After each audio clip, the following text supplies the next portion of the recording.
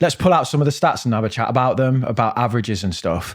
I want to talk about, you know, what the figures are, but also maybe some of the flaws in the figures and the data, and also how maybe just because people have got a certain amount in a certain way doesn't mean that you should aim for that. Yeah.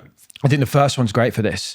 So the mean average amount of money held in UK savings accounts is £17,365 across all age groups, younger to older, blah, blah, blah. Okay, so mean, first of all. The issue with the mean average is it's impacted by people with a lot. Yeah. So, you know, if you've got 10 people and everyone's got £1 and then one person's got 1 million, it's gonna bring up the mean average will be a lot higher, even though the most people have got £1. So the mean figure, first of all, take it into consideration that people with lots of cash in savings accounts are going to boost that figure. And then secondly, for me, £17,000 in cash is quite a lot of money, isn't it? It's a lot. It's a lot of money. I see a savings account as an emergency fund. Yeah. Not like, like if you, that I would rather, if I had 17 grand in my emergency fund, I'd invest most of it. Yeah. So an emergency night out in Vegas, just in case that comes up. Like, do you know what I mean? What are you saving for? Yeah, it's a lot. See, I'd have a lot less in there and then put it in investments, but you know, emergency fund is very important. Yeah, I think I'd be interested to see what the median figures look like there. I actually know them because I've been looking at them recently. And I know that for people in the like 30 to 34 category, the median amount in financial assets like this was under £500. So again, like the mean warps it a lot. You imagine like Bukayo Saka and Phil Foden, how much cash have they got in their bank accounts? Yeah, They've probably got millions just sat in cash, and they're just dragging that figure up. Yeah. What you've said there is like key as well. Someone could be walking around going, I've got £100,000 in cash in a bank account. You could be putting £500 a month into a stocks and shares ISA. Over the long run, you'll lap them because they're not risk on. They're not investing that money when they should be. Yeah. So having, you know, I should be aiming for 20 grand in cash in my bank account. I would challenge that and say, are these people using that money correctly or not? Yeah. I mean, they might just have insane amounts of money, and for them, that's an emergency fund. If you're spending £6 a month, 6 to 10 grand a month, that might be an emergency fund. Yeah. And that's, you know, people get to that kind of level. So that's, you know. Okay, next one. Up to a third, 34% of adults have either no savings or less than £1,000 in a savings account. So there we go. Makes you feel better.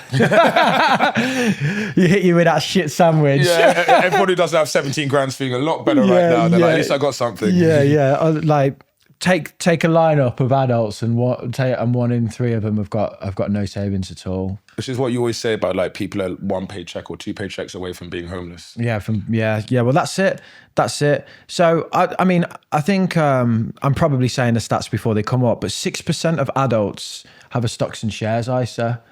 So if you've got a stocks and shares ISA with more than £1 in it, you're like in the top 10%. Yeah, 6%. Because I hear a lot of people talk about cash, like a lot of my friends are like, oh yeah, I've got my cash ISA, and I'm like, you should look at the stocks and shares ISA. But most people more people have a cash ISA than stocks and shares, right? Yeah, well, we interview people sometimes who are experts in their field, and then we talk about investing in stocks and shares ISAs, and they're like, I don't really understand that, but I'm an inequality expert or something. So I think there's a lot of people out there who are hyper intelligent or capable of having that sort of asset, who just don't do it for whatever reason and prioritize cash. Most people have a cash ISA, most don't have a stocks and shares ISA. If you're listening to this and you go away, or this year you've set up a stocks and shares ISA and you put a couple of quid in it, you're in a rare breed of person in the UK, and I think you should pat yourself on the back for that. Do you know what I mean? And if you're not, it's not, you can do it now. Yeah. 61% of UK adults save money either every or most months. Okay, so 6 in 10 of UK adults save money every month. Okay. That's impressive. 61%. Yeah, do you save money every month? I invest money every month. Okay. I don't know if that counts. Does that count as saving money? I invest money every month. When I get my paycheck, I do investment straight away, and then I live off the rest. I think you've hit on something important there. Saving and investing, you could probably say they're different things. Yeah. So saving would be towards short-term goals or even medium-term goals, wedding, buy a house. Car. Yeah. Investing is like much longer term. Yeah, I think the two, if we separated the two and separated the activities that they kind of pay for, maybe people would understand it more. Because I think some people probably think, well, I save some money into premium bonds every month, so that'll do. Do I read the next one? Almost 2/3, 65% of people believe that they wouldn't be able to last 3 months without borrowing money. Wow. Oh no, I think it's like I just gotta spend on that credit card. No, I think it means if they had no income for 3 months, they would have to borrow money. Yeah. This is what you were saying about 2 months away from bankruptcy, isn't it? I mean, you know, like remove someone's main income, and how long is it until they need to borrow to pay the bills? That's the emergency fund point, isn't it? Yeah. So if your finances are in a good position, you could obviously survive a lot longer.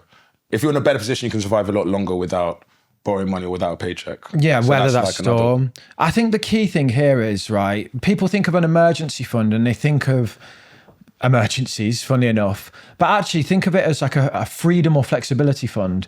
So if you're in your current job and you don't like it, or you get sacked, or you get made redundant without pay or whatever, if you've not got an emergency fund, you have to get a job. And that limits your ability to find a good job massively, because you're basically like, whoever offers me a job first, I'm taking it. Because you have that horrible thing of you start and then you're going to wait 6 weeks before you get paid and you're already thinking, oh my God, do you know what I mean? Whereas if you have 3 months worth of living costs, you've got that ability to choose. And I bet there's some credible data that people who take a bit of time will get a better job outcome. And long term, that's going to have a massive impact on your wealth. Because instead of settling for 25K a year, you held out and you got 45, you know, and something that you like for a better company and all of these things. So emergency fund is like, people are like, what's the worst that's going to happen? My tire's going to pop. But more of like an FU fund or a flexibility fund, I think, is a better way to frame it. FU fund. Yeah, so like if your boss is giving you a hard time, you'd be like, I don't need this crap. Or if like you want to start your own business, you can be like Damo, screw this job, I'm gonna go start my own business. I might not make money for 6 months, but I'm okay for those 6 months because I've got an emergency fund or savings. It allows you more choice and flexibility in your life. It allows you to kind of dictate where you go. And I think that's why it's so important. And when an emergency does hit, it protects your investments because you don't need to sell them. Yeah, that's really important. Yeah, so it's actually it's like an investment in your investments. Before this book, I had emergencies. I was like, oh crap, I've sold many investments to like pay for like short-term emergencies. And I'm like, and then you watch them going up, you're like, oh, I've lost money on that. Because I had to sell it. So yeah. And it's just kind of, you know, as my nan would say, it's like, what is it? Is it Murphy's Law? What? It's not Murphy's Law. What's the law? Everything that could possibly go wrong will go wrong. Yeah, I think that is Murphy's Law. I don't know if it is Murphy's Law. That's probably the one about computers doing really well, isn't it? It's some guy sometime said any shit that could happen will happen. Yeah. And basically, it's always when you don't want it to happen. Yeah. So your tire pops the moment you lose your job. You know, it comes in threes. They always compound, I told you. I told you it was Murphy's Law. God. This guy. What's the one about computers then? And the power doubles every... Moore's Law. More. That was a clip from our full-length conversation, me and Tamaine. We don't have them very often, do we? But when we do, they're always special. But anyway, we answered your biggest money questions, and you can watch the full thing right here.